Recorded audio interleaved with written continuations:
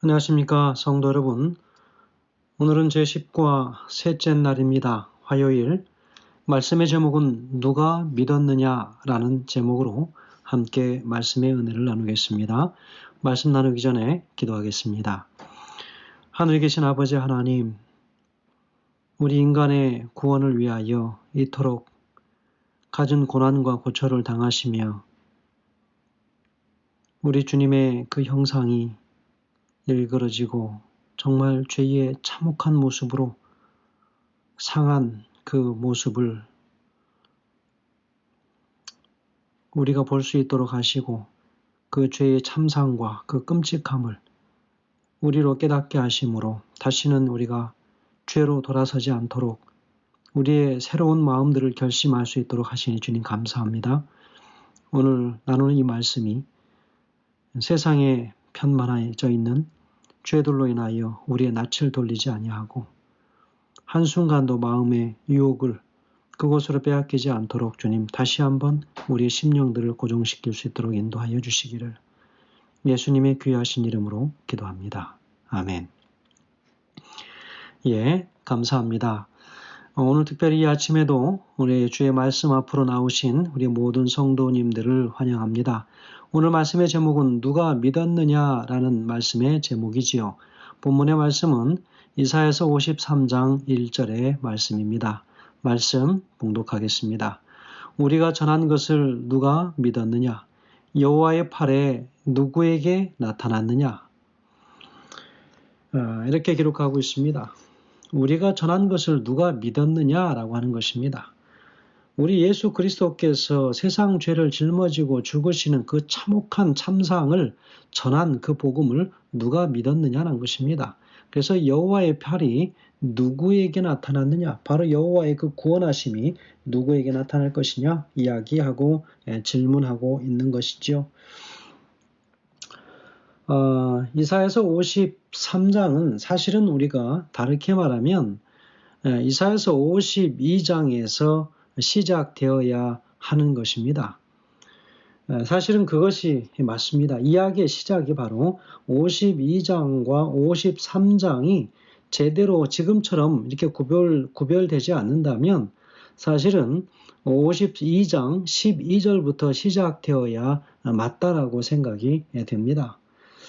오늘 여기에서 이야기하고 우리가 전한 것, 이 전한 것이 무엇입니까? 문자적으로 본다면 우리의 들은 것들라고 우리가 표현할 수 있겠죠. 우리의 들은 것들. 이것이 바로 52장 7절에 언급되어 있는 52장 7절에 언급되어 있는 바로 무슨 말씀입니까? 좋은 소식을 가져오며 평화를 공포하며 복된 소식을 가져오며 구원을 공포하며 시온을 향하여 이르기를 내 하나님이 통치하신다 하는 자의 산을 넘는 발이 어찌 그리 아름다운고 복음을 증거하러 가는 자의 발이 그렇게 어찌 그리 아름다운고라고 이야기하고 있죠. 바로 좋은 소식입니다. 좋은 소식이라고 하는 것을 우리가 지칭해보고 바로 그것은 복음이지요. 그래서 52장 13절에서 53장 12절에 자세히 설명되어 있는 것들을 의미하고 있죠. 오늘 제목으로 미뤄본다면 누가 믿었느냐라고 하는 그 믿었는지에 관한 그 대상에 관하여 질문하고 있습니다. 누가 주의 종 메시아가 비천하게 된 이야기와 높임을 받은 이야기를 믿었단 말이냐라고 하는 것입니다. 그래서 52장 13절에서 53장 12절까지의 진정한 구세주, 바로 이 주제가 바로 예수 그리스도이신 구세주의 분명 다른 이를 위한 이타적인 사랑과 그의 완전하신 대속적 희생의 이야기는 이 온 세상의 세세 역사의 영원한 세월을 통해서 가장 놀라운 기별입니다. 가장 위대한 좋은 소식이지요. 그래서 현대의 유대인 주석가들은 바로 이 장을 그토록 생생하게 묘사된 바로 이 고난당하는 종에 관해서 말씀이 결코 예언이 아니고 또한 이 메시아에 적용되지도 않는다라고 사실 그들은 부인합니다. 현대 기독교 주석가들도 대체로 이런 주장에 동조합니다. 이 두 부류의 이 주석가들은 53장을 원수들의 손아귀에서 고난받는 유대인들에게 적용하거나 아니면 이사야 당시에 한 유대인의 비참한 경험에 적용된다라고 그들은 그렇게 보고 있습니다. 그래서 어떤 사람은 선지자가 여기에서 자기 자신의 경험을 설명한다라고 주장하기도 합니다. 그러나 마태복음 8장 17절 그리고 요한복음 12장 38절과 같은 이런 신약에 있는 말씀의 기사들은 분명히 이사야서 53장을 그리스도께 적용하고 있다는 것을 분명히 우리는 알 수 있습니다. 팔 그리고 사람은 팔로 자기의 목적한 일을 성취시킵니다.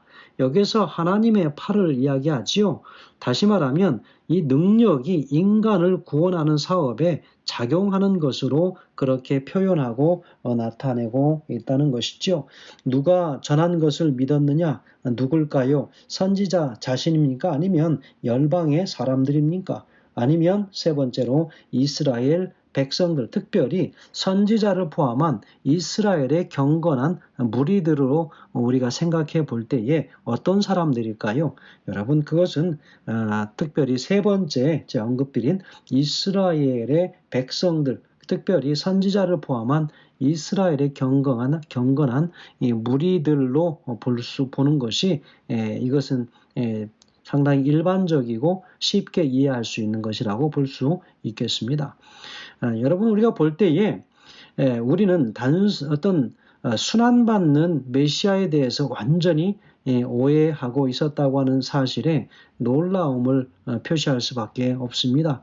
또 저들의 고백은 거의 회개에 가까운 이것은 예수의 십자가와 부활 사건 이후에 새로운 깨달음을 믿는 유대인들의 심리 상태와 거의 유사하기 때문입니다.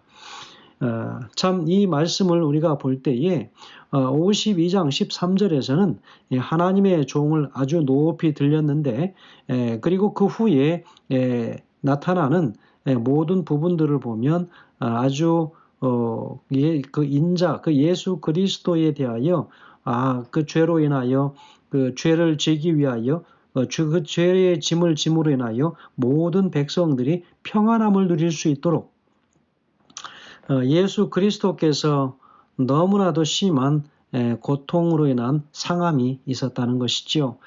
여기 오늘 과정 공부 본문에 보면 신약은 예수님의 모습이 상한 원인을 그분이 채찍에 맞고 가시관을 쓰며 십자가에 달리고 무엇보다도 인류의 죄를 지셨기 때문이라고 말한다.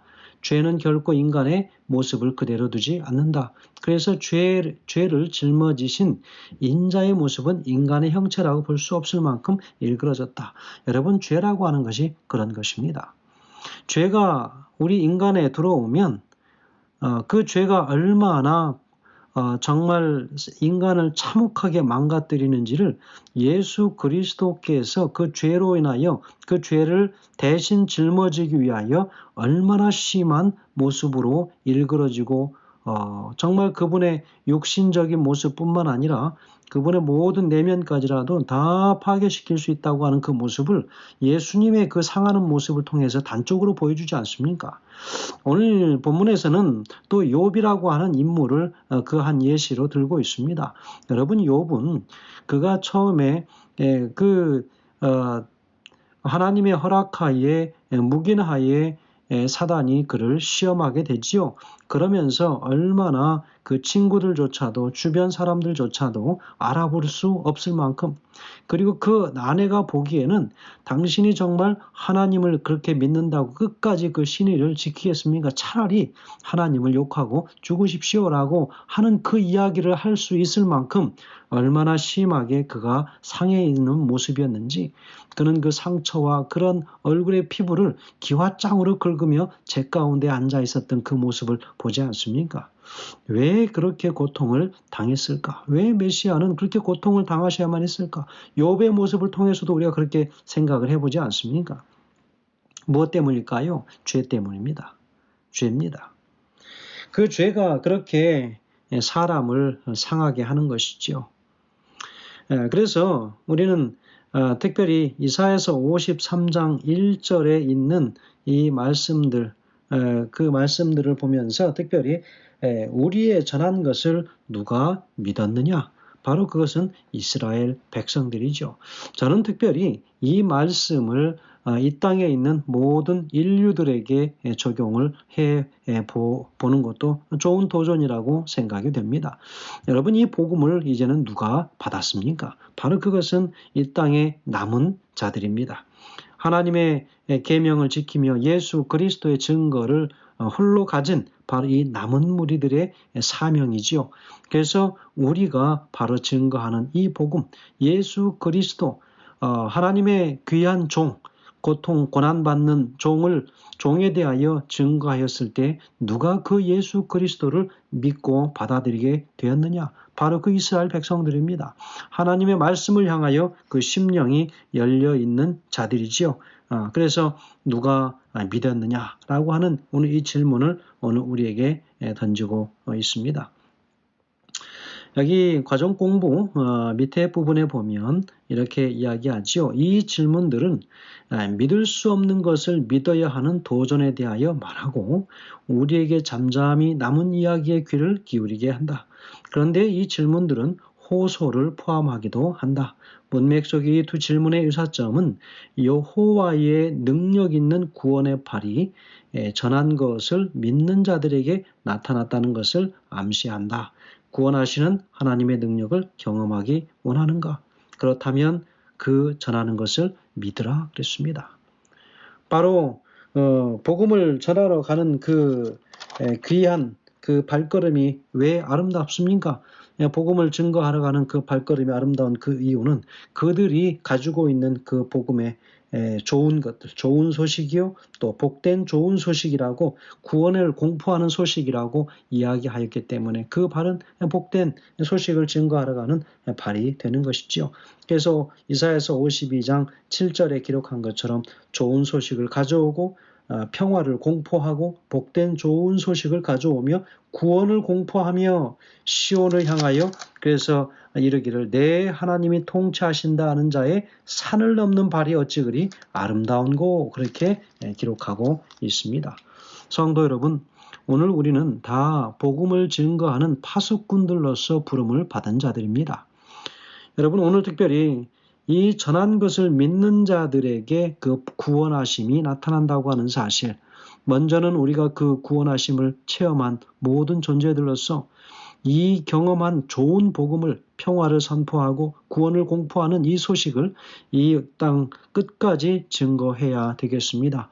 우리 주님 곧 오실 것인데 주님 오시는 그 길을 우리가 예비하고 모든 길들을 평탄케 해야 하지 않겠습니까? 그날은 속히 이를 것입니다. 더 이상 우리가 지체할 수 없는 시기에 우리는 살고 있습니다. 그러나 세상 사람들은 다 양 같아서 제각각 제 길로 갔습니다. 다 아둔하기 때문에 복음을 거절할 수 있지만 그러나 우리는 끝까지 이 복음을 증거하며 그 복음이 그들의 삶 속에 구원하시는 능력으로 나타날 수 있는 우리 여호와 하나님의 구원의 팔이 그들에게 나타날 수 있도록 오늘 우리는 최선을 다하여 이 귀한 복음을 증거해야 하겠습니다. 영감의 교훈에는 이렇게 또 말씀이 나옵니다. 이 시대에 사단은 또 어떠한 결심을 하는가? 복음을 증거하는 자들의 그 발이 또한 있지만 평화를 선포하고 구원을 공포하는 그 복음의 사역자들이 있지만 사단은 고통당하는 희생제물이자 정복당하는 왕으로서 그리스도께서 사람들 가운데서 역사하실 그의 사업의 윤곽을 분명하게 묘사한 말씀을 주의 깊게 조사하였다. 그는 그리스도께서 오실 때 그를 거절할 수 있는 길을 준비하기 위하여 가능한 한 메시아에 대한 예언들의 진정한 의미를 알지 못하도록 백성들의 눈을 멀게 하기로 결심하였다라고 기록하고 있습니다. 사단은 이 시대의 마지막에 얼마나 많은 것들을 비슷한 것들을 많이 온 세상에 뿌려 놓았는지 오늘 우리는 정신을 바짝 차려야 될 것입니다.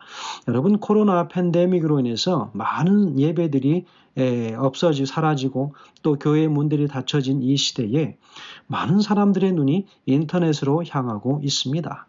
여러분, 그 어느 때보다도 이 유튜브라든지 인터넷 그 SNS 상에 나타나는 얼마나 많은 복음들이 흘러다니는지 모릅니다. 그러나 여러분, 오늘 우리는 무분별한 말씀들을 우리가 섭취하는 것 주의해야 할 것입니다. 무엇보다도 담임 목사님의 말씀을 우리 열심히 경청하고 또 개인적으로 말씀을 열심히 연구할 때에 그 구원은 오늘 우리의 심령 가운데 이르는 것이지, 우리가 유튜브를 많이 보고 인터넷상에 나타난 많은 것들을 우리가 본다고 해서 나의 구원을 이루는 것이 아니라는 것이죠. 우리의 구원은 우리의 죄를 하나님 앞에 내어놓고 철저하게 회개하는 경험이 일어날 때 우리는 마지막 이 시대에 이 늦은 비 성령을 경험하게 될 것입니다. 여러분, 하나님의 교회들에게 왜 그토록 많은 영혼들을 허락하시지 않는가? 우리가 회개를 더디함으로 회개하지 않는 백성들에게 하나님께서는 영혼을 맡기시지 않으시기 때문이 그런 것입니다. 우리가 회개의 물결이 일어나고 진정으로 말씀 앞에서, 하나님 앞에서 우리의 정말 실오락이 하나라도 남김없이 완전한 회개에 이를 때 우리는 그분의 품성이 무엇인지를 깨닫게 될 것입니다. 여러분, 세상에 많은 떠돌아다니는 좋다라고 하는 그 마치 보약을 먹는 것처럼 그런 말씀을 섭취하고 무작위로 뿌려져 있는 인터넷상에 있는 소식들을 우리가 그냥 아무런 필터링 없이 그것들을 받아들일 때에 우리의 신앙에 많은 혼선들이 일어날 수 있음을 우리가 기억해야 합니다. 누가 믿었느냐?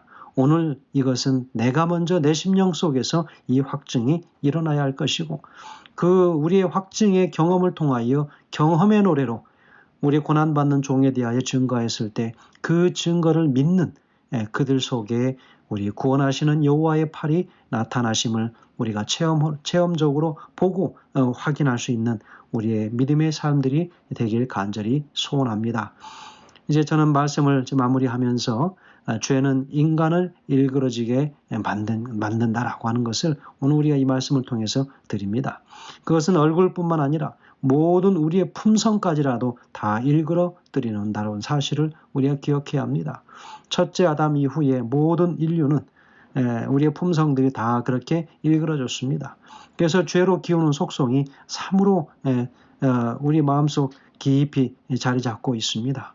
여러분, 예수 그리스도 그분을 우리가 다시 한번 가까이에서 부여잡고 그분 앞에 철저한 회개가 있는 우리의 심령 속에 다시 한번 오늘 주님께로 가까이 가서 죄로부터 타협하지 아니하고 당당히 돌아설 수 있는 하나님의 모든 백성들, 바로 예수 그리스도, 그 예수 그리스도를 우리가 깊이 먼저 신뢰하고 믿는 그런 개인의 신앙들이 있기를 간절히 소원합니다. 오늘 주는 말씀의 교훈은 바로 이렇습니다. 하나님의 종은 인간이 당할 죄의 짐을 짊어져서 그 모습이 극도로 일그러졌지만 그는 참으로 인간을 구원하기 위해 나타난 메시아였다라고 기록하고 있습니다. 성도 여러분, 그 고난을 당하신 그 예수 그리스도를 우리가 기억하시면서 바로 그분의 상함과 찢김과 매맞음과 십자가에 달리심은 바로 오늘 나를 위하여 그렇게 하셨음을, 오늘 나의 죄 때문에 그렇게도 일그러지셨음을, 나의 죄가 그렇게 그분을 그렇게 일그러뜨리는 모든 그 모습처럼 참혹한 것임을 우리가 깨닫는 시간 되게 하시기를 우리 예수님의 이름으로 축원드립니다. 아멘. 감사합니다.